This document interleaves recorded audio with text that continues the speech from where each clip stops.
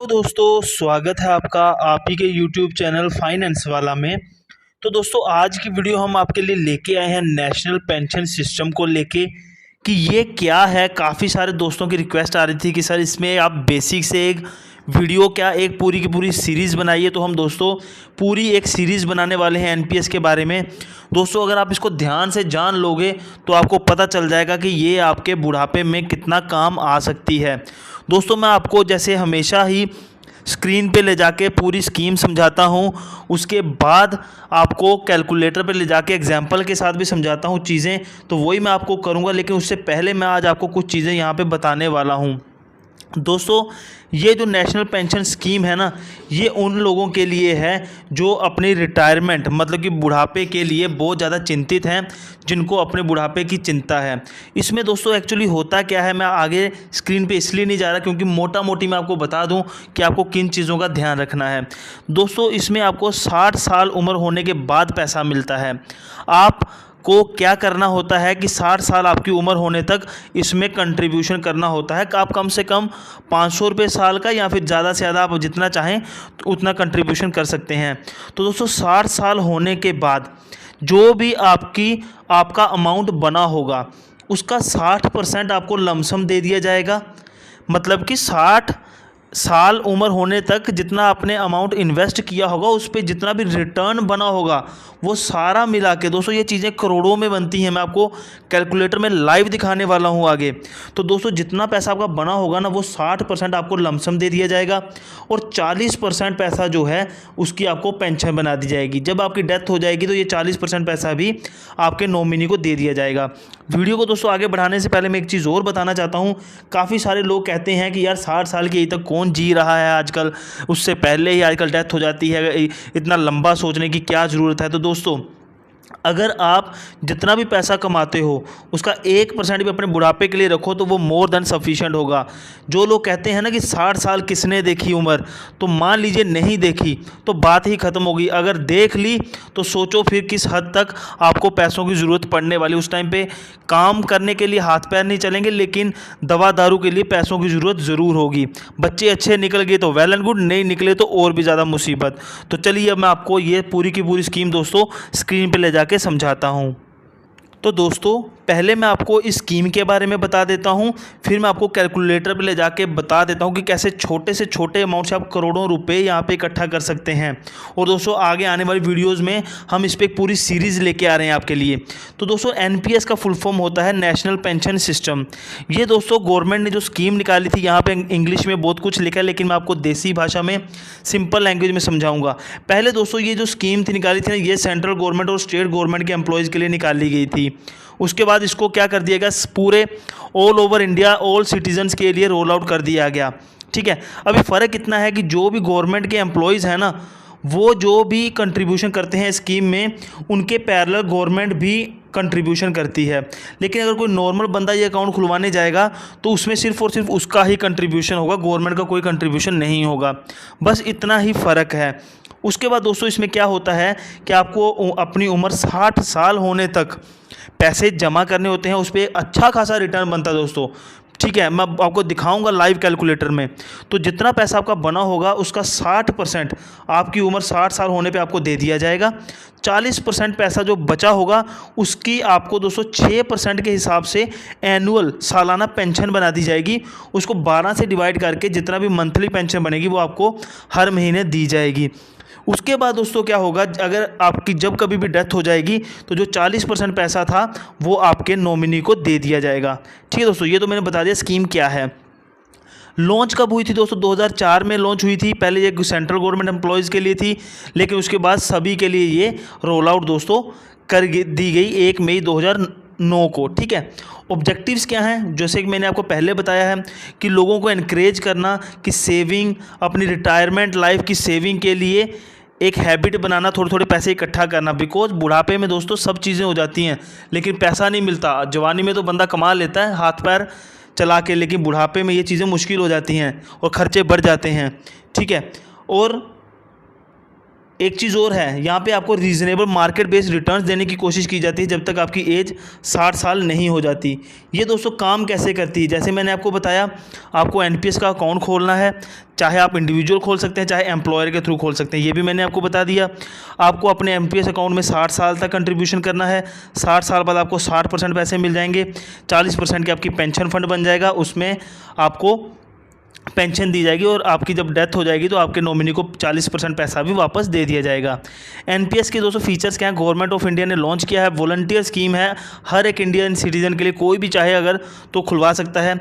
आपको फ्लेक्सिबिलिटी मिल जाएगी दोस्तों अलग अलग इन्वेस्टमेंट ऑप्शंस में, अलग अलग फंड मैनेजर चुनने की, ठीक है। ये एक सबसे अच्छी चीज़ दोस्तों क्या है ना, एनपीएस अकाउंट जो है ना, ये अलग अलग जगह पे एक तरह से पोर्टेबल, मतलब कि बहुत अच्छे से बड़ा ही कि लॉजिकली और इजीली अवेलेबल है, असेसिबल है, ठीक है दोस्तों। और इसको रेगुलेट करता है दोस्तों पीएफआरडीए, ठीक है। लो अकाउंट और फंड मेंटेनेंस चार्जेस हैं, इनकम टैक्स के बेनिफिट्स मिल जाएंगे आपको, लॉन्ग टर्म में आपको अच्छे खासे मार्केट बेस्ड रिटर्न्स देखने को मिल जाएंगे। इनकम टैक्स बेनिफिट्स दोस्तों मैं इस पर एक सेपरेट वीडियो लेके आऊँगा, ठीक है। अगर बात करें कौन कौन ज्वाइन कर सकता है, तो कोई भी बंदा जिसकी उम्र 18 साल से 70 साल तक है वो बंदा इसमें ज्वाइन कर सकता है। लेकिन दोस्तों यहाँ पे आपको कुछ चीज़ों का ध्यान रखना है कि मैक्सिमम एज जो है ना आपकी इसमें ज्वाइन होने की, पहले वो थी 65 साल, उसको बढ़ा के कर दिया गया 70 साल, ठीक है। ये सभी के सभी जितने भी इंडियन सिटीजन्स हैं उन सभी के लिए एप्लीकेबल है। अगर कोई बंदा 60 साल की एज के बाद ज्वाइन करता है ना दोस्तों, तो उसके पास जो मैक्सिमम टाइम होगा पैसे डिपॉजिट करने का वो दोस्तों 75 साल तक होगा, ठीक है। एनआरआईज अगर चाहें तो वो भी अपना अकाउंट खुलवा सकते हैं। अब आप अपना अकाउंट खुलवा कहाँ सकते हो दोस्तों, सारे के सारे ऑलमोस्ट जितने बैंक्स हैं ना दोस्तों, किसी में भी जाके आप अपना अकाउंट खुलवा सकते हो। ये जो बैंक्स होते हैं ना दोस्तों, ये एक तरह से पॉइंट्स ऑफ प्रेजेंस, जिनको पीओपी भी कहते हैं, ये एनपीएस सिस्टम का, जो भी एनपीएस नेशनल पेंशन सिस्टम है, इनका पहला पॉइंट होता है जिनके थ्रू आप एनपीएस से कनेक्ट होंगे। आपका बैंक एज ए मीडिएटर काम करेगा आपके और एनपीएस के बीच में, आप इनके पास जाके अकाउंट खुलवा सकते हैं। लेकिन अगर आप बैंक में नहीं जाना चाहते तो एनपीएस की ऑफिशियल वेबसाइट है, उसका लिंक मैं डिस्क्रिप्शन में दे दूंगा, वहाँ पे जाके ईजिली आप ऑनलाइन घर बैठे भी अकाउंट खुलवा सकते हैं। डॉक्यूमेंट्स क्या क्या चाहिए दोस्तों, proof of identity, proof of address, age proof और डेट ऑफ बर्थ प्रूफ, ये बेसिक सी चीज़ें आपको दोस्तों चाहिए होती हैं। पैन नंबर इसमें दोस्तों क्या होता है, जैसे हमारे पास पैन कार्ड होता है ना, परमानेंट अकाउंट नंबर, ये अकाउंट खुलने पे दोस्तों हमें एक पैन नंबर दिया, ठीक है दोस्तों। ये जब अकाउंट खोला जाता है तो हमें एक पैन नंबर दिया जाता है जिसको हम परमानेंट रिटायरमेंट अकाउंट नंबर कहते हैं। ये 12 डिजिट का यूनिक नंबर होता है, ये आपकी पहचान होती है, ये आपको कार्ड आपके घर तक पहुंचा दिया जाता है। आपको संभाल के रखना है जैसे आप अपना पैन कार्ड संभाल के रखते हो। तो दोस्तों इस वीडियो में बेसिक इंट्रोडक्शन मैंने आपको बता दी, अभी आपको कैलकुलेटर पे लेके चलता हूं। आने वाली वीडियोज़ में हम एनपीएस को लेके और भी बहुत सारी चीज़ें आपके साथ डिस्कस करेंगे, ठीक है दोस्तों। तो हम आ चुके हैं कैलकुलेटर पे। तो दोस्तों हम कैलकुलेटर में बिल्कुल बेसिक सी हमने कैलकुलेशन के लिए अमाउंट डाला है। मान लीजिए हमने एज मानी है यहाँ पे 24 साल, करंट एनपीएस बैलेंस उसका बंदे का नहीं है, और वो बंदा क्या करता है, हर साल हर महीने 1,000 रुपये इस स्कीम में डालता है, ठीक है। एम्प्लॉयर का भी कोई कंट्रीब्यूशन नहीं है, अकेला ही डाल रहा है। लेकिन वो एक अच्छी चीज़ क्या करता है, हर साल अपने कंट्रीब्यूशन में 100 रुपये बढ़ा देता है, ठीक है। और average expected rate of return जो है दोस्तों वो हम 12% लेके चल रहे हैं। इसमें आपको 15% तक के भी इंटरेस्ट देखने को मिल जाता है, लेकिन हम यहाँ पे सिर्फ और सिर्फ 12% एवरेज लेके चल रहे हैं। जैसे हमने कैलकुलेट किया तो दोस्तों यहाँ पे देखो, उस बंदे ने जो कंट्रीब्यूशन किया होगा ना वो किया होगा 11,88,000 रुपये का। तो दोस्तों 12% के हिसाब से उसका जो टोटल रिटर्न बना होगा ना वो बना होगा 97,79,570 रुपये अप्रॉक्स। दोस्तों इसमें क्या होता है कि आपका पैसा जो है मार्केट बेस्ड इंस्ट्रूमेंट्स में लगता है, इक्विटी में भी लगता है, डेट में भी लगता है, तो रिटर्न्स यहाँ पे फिक्स नहीं होते, ठीक है। ये कम ज़्यादा भी हो सकते हैं। तो दोस्तों 11,88,000 देने पे उसका जो उस टाइम पे अमाउंट बना होगा टोटल, वो बना होगा 1,09,67,570 रुपये। ये चीज़ देखी दोस्तों आपने।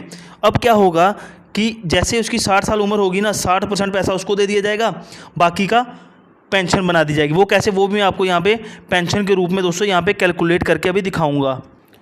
तो दोस्तों यहाँ पे देखिए 1,09,67,570 रुपीज़ का 60% अगर बंदे को मिल जाएगा ठीक है, 6% के इंटरेस्ट रेट के हिसाब से। जैसे हम कैलकुलेट पे क्लिक करेंगे तो ये देखिए 60%, मतलब कि 65,80,542 रुपये उस बंदे की उम्र 60 साल कंप्लीट होने पे उसको दे दिए जाएंगे। ठीक है दोस्तों, ये देखिए 65,80,542 रुपये 60 साल की उम्र होने पे उसको दे दिए जाएंगे। ये उसका 60% है। ठीक है दोस्तों, बाकी जो बचा हुआ 43,87,028 रुपये है ना, इसका इन पैसों का उसका दोस्तों पेंशन फंड बन जाएगा, जिससे उसको हर महीने 21,935 रुपये की पेंशन मिला करेगी। और जैसे इस बंदे की डेथ हो जाएगी और जो बचा हुआ ये जो 40% पैसा है ना, जो 43,87,028 रुपये हैं, ये उनकी फैमिली को दोस्तों दे दिया जाएगा।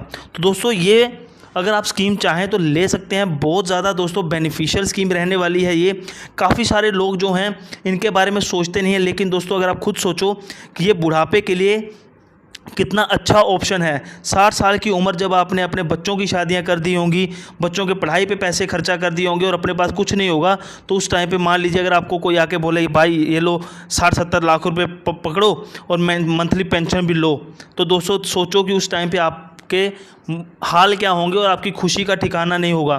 तो ये दोस्तों थोड़ा लंबी सोच का दायरा है, हमें अपना दायरा बढ़ा के सोचना चाहिए, आगे का भी सोचना चाहिए। अगर आप आज 1 लाख रुपए कमाते हो, अगर आप 1 लाख में से 1% अपने बुढ़ापे के लिए नहीं निकाल सकते, तो दोस्तों ये आपके लिए ही नुकसान देगा, किसी का कुछ नहीं जाएगा। ठीक है दोस्तों, बाकी वीडियो अच्छी लगे, इन्फॉर्मेटिव लगे तो दोस्तों वीडियो को लाइक कीजिएगा, चैनल को सब्सक्राइब कीजिएगा और दोस्तों ज़्यादा से ज़्यादा इस वीडियो को शेयर कीजिएगा। मिलते हैं दोस्तों नई वीडियो में आपके साथ, तब तक के लिए बाय बाय, टेक केयर।